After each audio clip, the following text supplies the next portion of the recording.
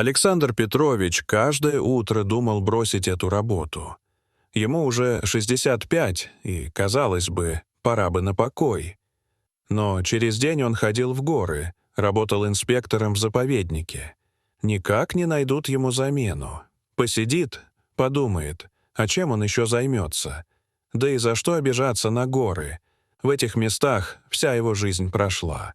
С тех пор, как вернулся из армии, так и уговорили его в региональном надзоре работать, за животным миром присматривать. Нет, он работу свою любил, без нее себя уже не представлял. Именно в горах он и с Ольгой, будущей женой, познакомился. Ольга тогда к бабушке приезжала, сама из Сургута, а тут, в Алтайском крае, в селе у подножья гор, жила ее бабушка. Пошла Оля в лес за грибами и заблудилась. Села на пень, плачет. А тут Александр из-за зарослей вышел, увидел девушку, подошел, успокоил, познакомились и уже вместе в село вернулись. И больше Ольга не вернулась в свой город, замуж за Александра вышла. Родители ее в шоке были. Поменяла городскую жизнь на село в предгорьях Алтая. Оставила перспективных женихов ради какого-то простого инспектора. А Ольга с Александром счастливы были, прожили душа в душу. Дочку вырастили, теперь она в Новосибирске. Недавно дочь Екатерина, замуж вышла, работает в крупной компании. Все было хорошо, пока беда не пришла, не стало Ольги. Врачи поздно обнаружили опухоль, спасти уже не могли. Тяжело было Александру первое время после похорон. Дочь уговаривала переехать, но он отказался. Как он уедет от могилы жены? Да и все здесь родное. И лес, именно он вернул его к жизни, унял боль и тоску. Нет, не бросит Александр свою работу. Лес — его жизнь. Тем утром, как всегда, он вышел из дома. Теплый ветер ласково гладил лицо, птицы щебетали в кустах. Александр решил съездить на дальнюю кордонную избушку. 2 дня назад там видели чужаков.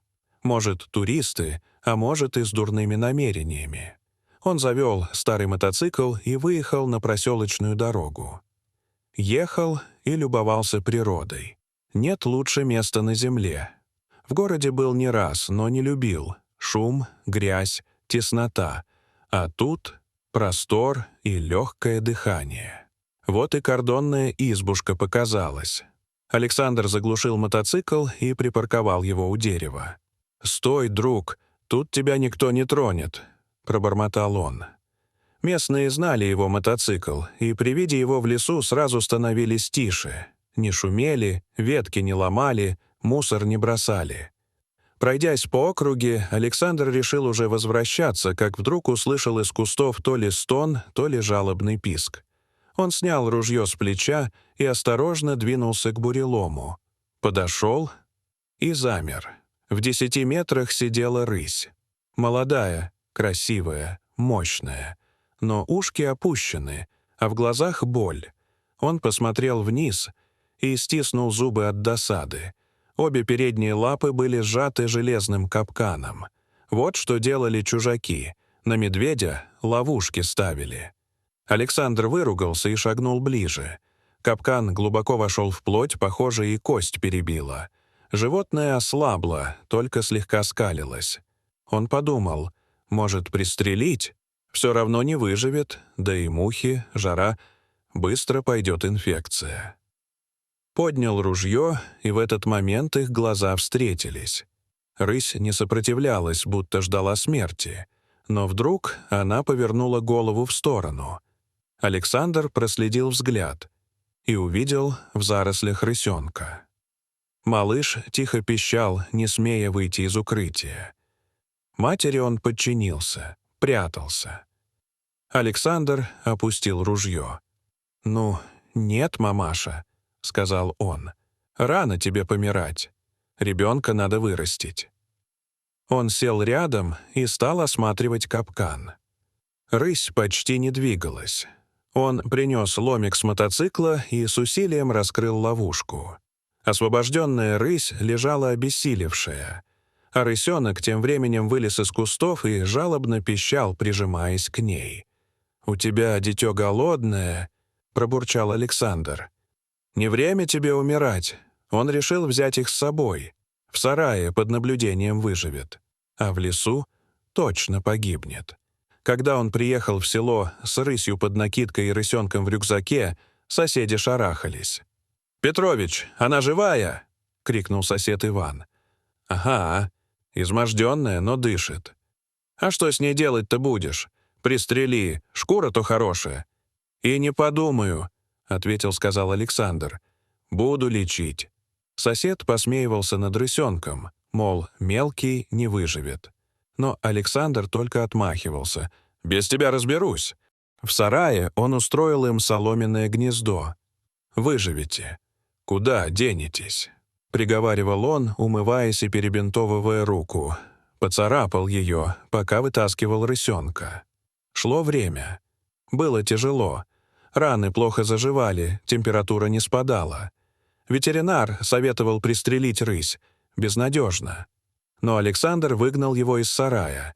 Даже рысенок не хотел сосать молоко из бутылки. Позвонил дочке. Екатерина связалась с ветеринарами в Новосибирском зоопарке. Они подсказали нужные антибиотики и смеси. В деревне таких не достать, поэтому старик купил детскую молочную смесь. И оказалось, рысенок, тот же ребенок, ел с удовольствием. Потихоньку он стал крепнуть. И мать пошла на поправку. Правда, Александр уже заходил в сарай с ружьем, мало ли, но не понадобилось, рысь приняла его. Пока не окрепла, позволяла ухаживать, а когда начала выздоравливать, лекарства он подсыпал в еду. Однажды осенью они исчезли. Александр утром пришел, а сарай пуст. «Ушли, значит», — грустно усмехнулся он. «Слава богу, живы остались». И правда, той зимой рысь вернулась. Сидела на сосне, когда Александр возвращался с обхода. Потом спрыгнула, подошла, мяукнула и скрылась в лесу. С тех пор частенько появлялась, на расстоянии сопровождала его в обходах. Соседи подшучивали. «Петрович, новая собака у тебя». «Какая собака?» — смеялся Александр.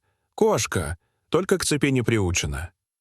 Через 2 года Екатерина с мужем и маленьким сыном Тимофеем приехали погостить. Александр радовался. Внук такой крошка, и весь в него. Радость переполняла. Вечером сидели под березой, ужинали. А потом Екатерина обеспокоилась. «Может, окно закрыть в комнате, где спит малыш? Сквозняк?» «Да ладно, жара такая», — махнул рукой муж. Она все же пошла проверить сына и закричала. «Там! У кроватки рысь!» Александр бросился в дом. Рысь в темноте сидела у кроватки. Муж Екатерины чуть не выстрелил в нее, но старик успел остановить. Оказалось, под полом были змеи, в старом погребе, через дырку в фундаменте. Рысь почуяла и забралась, чтобы охранять малыша. Александр видел, как она пряталась, шипела. Змей поймали. И все встало на свои места. Через неделю семья уехала. Александр остался один. Сел на лавочку, вздохнул. Но увидел в кустах знакомые кисточки. «Ну, нет, не уеду я никуда», — улыбнулся он. «Пока у меня такие защитники». Дорогие зрители, что вы думаете об этой истории? Расскажите, пожалуйста, в комментариях. А если вам понравилось это видео, то ставьте лайк и подписывайтесь на наш канал. До свидания.